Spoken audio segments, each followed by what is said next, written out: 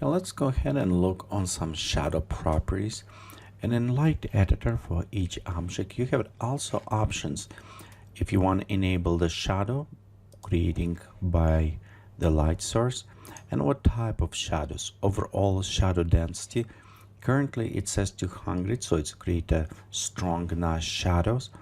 Also different if you're using shadow maps or not. Shadow maps provide a little bit more accurate render on the shadow and fallout. The also shadow maps will relate it to the softness of the light you want to apply. So it depends on how much softness you want creating from the point closer to the ground and more far away. So this is kind of related. In some tips, what I can say, you can take these dark shadows and overall decreasing to create a little bit more smoother, somewhat soft shadows effect if you have a large forest. The reason is why, because if using softness and using the TPF type of the plants, render time can be increased due to some alpha transparency on the leaves or some effect. In this case, by decreasing shadow density, you can create soft shadow effect, but with a better performance on the render. So this is one. But if we're using shadow map, so let's enable, we'll use it shadow map real and leave its softness at 0. So let's go ahead render our preview. Okay, and you'll notice right here we have it nice strong shadows coming even we enable. So let's go increase a little bit softness. I'll just get to 6 degrees, not that much. And you will notice right now we how our shadows. By the way, when you first time render, you will see black screen. It's a multi-passing on the render, so just be patient and you'll see how it's going with the buckets rendering. And you see right here we now have a softer look, so closer to the ground and far away it's going. It's increased so many percent or degrees of the softness in our object.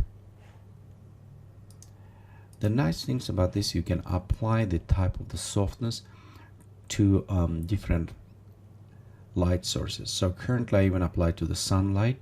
We can take it to make different or same to our spotlight and all effect. So right here the light and shadows will apply different type of the projected shadows, ray tracing or shadow mapping. We also have a different quality on the size. In many cases you just want to enable after size, which will calculate size and calculation per pixels of the softness and recalculation on this. Overall, use shadow map. It's provide a very accurate type of the lighting. By the way, if you creating volumetric light, the used shadow map will be automatically checked, so you won't be go and uncheck if you don't want to use it. On some primitives, the shadow map is less efficient, but overall, if you want to have it accurate, you can enable. Personally, from experience, I find out in some settings I want to disable to create a little bit harder type of the shadows that is just using directly with the softness quality, and other ones you can modify it. But again, for the just terrain size, large terrains, and if I want to create natural look, I do like use it shadow maps for those. So it's you can play try different options and see which is better work for look you're going after. So also we have a different properties for the softness, constant, light based or object based, and some of the shadows when we start work on the sceneries will go inside and twink with them, so we'll get a little bit more familiar with some of the settings as we're going.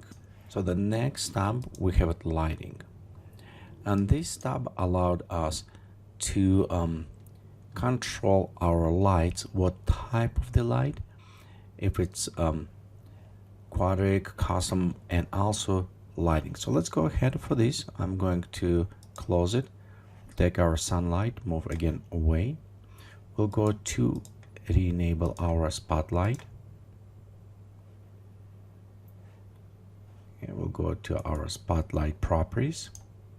Okay, and you'll notice right here we have it now, these options available. Again, for the sunlight, some of those options won't be.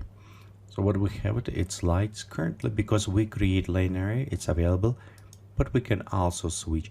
You can also create custom with a fallout based on the type of the filter you preloaded or created. And we can also create cutoff distance. So right here power is 17, so let's go just take it and put 10 as example. You'll notice right here how it will start cutting off. So you can let's go maybe create a 1 meter effect of the cutting, and you can see how with cutoff distance our filter tension is measuring. So if we're going to set before 17, and let's take our filter. So this is effect of the filter will be cutoff of 17 meters. So we can apply a different type of the effect of lighting. The same will apply to variable colors. So let's go ahead and preload it rainbow color. We'll go and set this to volumetric so we can preview. Okay. You also notice right here we have it. This is our cutoff coming from our step what we create on our filter, and you can see it's kind of going like steps. That's what we have right here, different steps. You can actually maybe even take 10, slightly reducing on this. Okay, and same with currently it's 100 meters. So let's go to switch the cutoff distance maybe to 10 meters. Okay, let's go take also our camera, and we'll just move this slightly out so you can see right here where we have it cut off a little bit on the lights. So we'll go to edit object, and again this is on 10 meters. So we'll go maybe select 250 meters. Okay, and you can see now we have it spread differently as well. Right there are steps from line.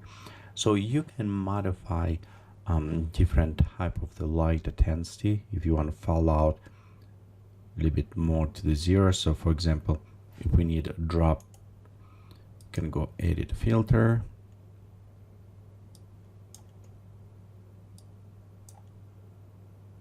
Just reapply some small modifications, and you'll notice right here we'll start having cut off because we cut lights by the 10 meters.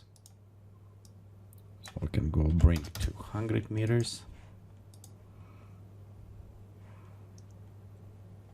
Okay, let's go also bring this one just slightly up so it will be kind of going smooth, and bring this to the 0.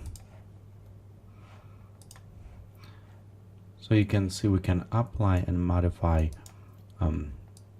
type of the lighting, how distributed colors it's applied, how far areas.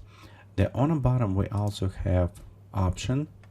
Okay, let me go to reset our filter to photometric settings, and this is with new rendering, photometric rendering, where we can actually specify precise on the what type of the color it is.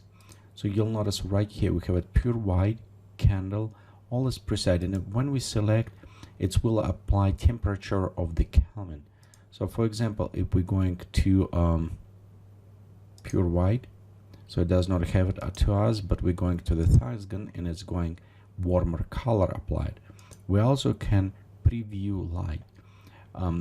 If you want it, you can always go ahead and set custom. For example, a bit warmer, colder lights or other.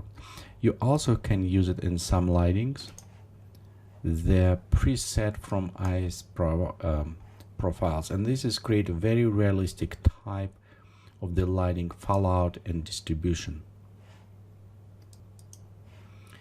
Again, this is a options allow to create very realistic live type